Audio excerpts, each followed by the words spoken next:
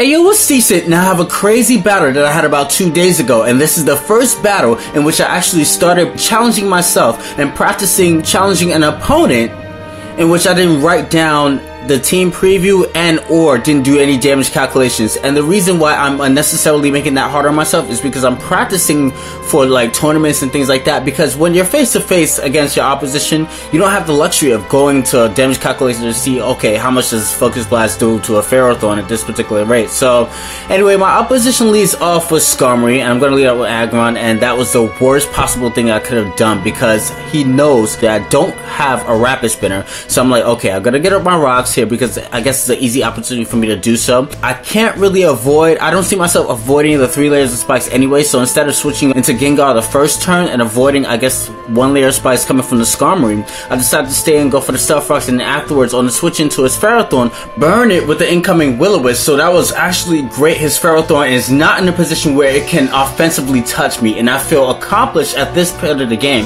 So I'm like, okay, I know that he's going to want to switch out into something else. My initial thought process was to burn whatever decides to come in because we both knew that he was going to switch, but then again, I'm like, you know something, let me go straight for the Focus Blast just in case his Tyranitar comes into play. I can actually 2-hit KO. What happens is that he brings an Arcanine, predicting me to go and use Will-O-Wisp, predicting him to switch out, which was actually a great play, but I don't see myself using Will-O-Wisp, anticipating the Tyranitar switching, knowing full well that if Tyranitar decides to go for the crunch, it will break Gengar's substitute, and the whole point of why I have Will-O-Wisp is to ensure that in some case scenarios that I do upkeep my substitute for the next Pokemon that comes into play. It's quite interesting, you know, so that doesn't happen. I missed my Focus Blast, as you guys just see, and I'm not able to 2-hit KO the Arcanine before my substitute breaks, so now I have no choice but to switch out my Pokemon when this Gengar comes into play, and I don't have a lot of options when it comes to dealing with an offensive Gengar, and I'm gonna have to sacrifice my Aggron, which is unfortunate because I love this thing, man. Aggron has to be like my second favorite Pokemon.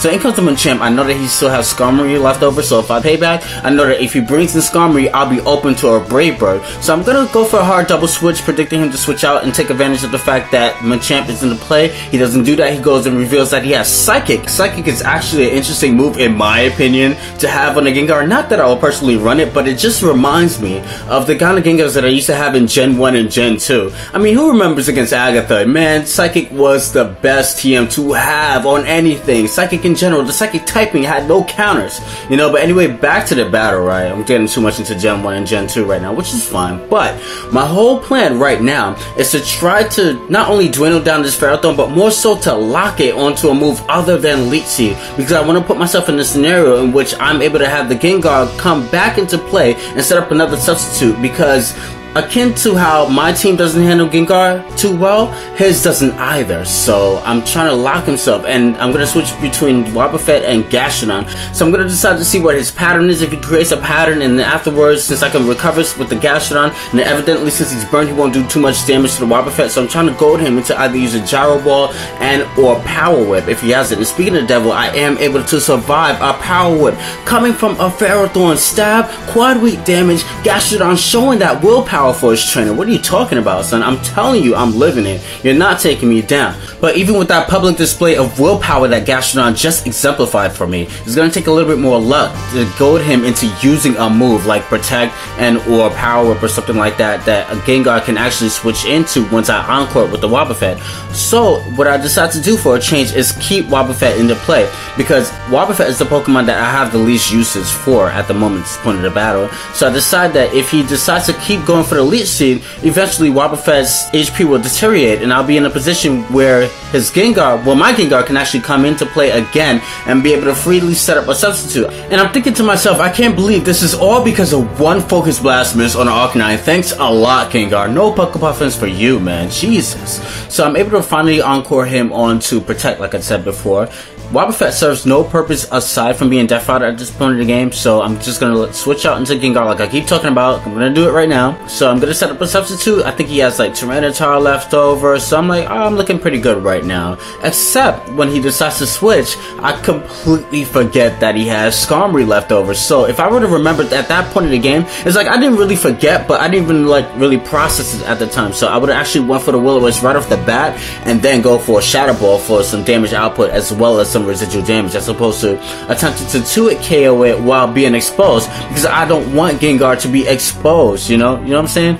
So like, I would rather have Skarmory to deal with than to have like an exposed Gengar against another exposed Gengar and then me feel compelled to have to switch out. I mean, that's a whole bunch of mess that I don't want to deal with, you know, a hot mess. So anyway, I go back into my Wobbuffet after he whirlwinds me out, and I couldn't ask for a better switch in because that allows me to freely switch in my Gastrodon. I'm aware that he has Ferrothorn left over. Ferrothorn can't really do too much to me aside from trying to expand the Leech Seed, and he's running out of Leech Seeds, so he's gonna have to keep doing that if he wants the most damage output inflicted onto my Gastrodon. But he knows in the back of my mind that I'm not gonna necessarily keep my Gastrodon in on a Ferrothorn regardless of whether Ferrothorn is burnt or not. So the better play, in his opinion, or well, in my opinion too, actually was this T-Tar switching. So it actually looked weird, it really did. I mean, this dude has a Ferrothorn, he could go on Leech Seed, but no.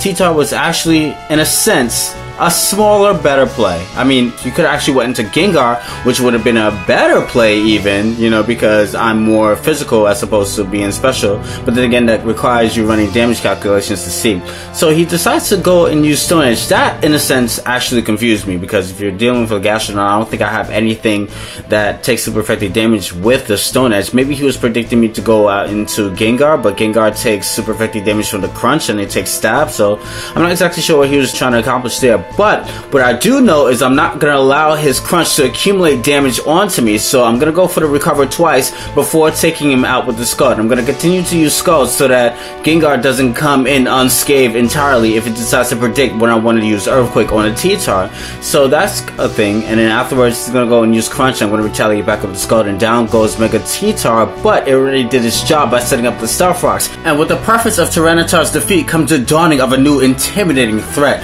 And what I mean is that now that my Gastrodon's exposed, he has Gengar, he has Azumarill, he still has Skarmory, but that's not as intimidating as Azumarill, speaking of the devil, and or Gengar. So Azumarill comes into play. I'm not wasting any time with this thing trying to get a 30% chance with the burn. I'm going to inflict a Toxic on that thing, which is great. So now I feel compelled to want to go for the recovery, because I'm thinking that he went for the play route first, so that entails that it's choice banded, but you're going to see that he goes for the belly drum, and I'm like, whoa, that was the thing I was expecting the least, especially after me inflicting the toxic damage onto you. So I'm like, whoa, what am I gonna do against this thing? I mean, I guess it's a plus that he's poisoned and my Toxic was able to connect, but it's gonna be able to completely destroy Gastrodon despite me being 252 in HP and defense. And forget about Freddy Krueger, man. This is truly the Nightmare on Elm Street. What am I gonna do against this thing? Look, this thing looks so cute, but it can be so daunting at the same damn time.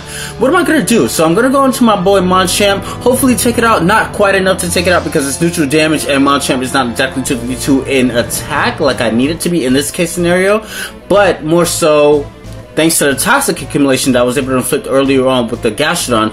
That coupled alongside with the damage output with the Bullet Punch is going to be able to knock out the Azumarill. So I'm like, yes, I was able to wake up before Azumarill killed me in my sleep. So anyway, in comes his second to last Pokemon, which is his Skarmory. No, actually, he has 3 Pokemon left to my 2. This is my second to last Pokemon.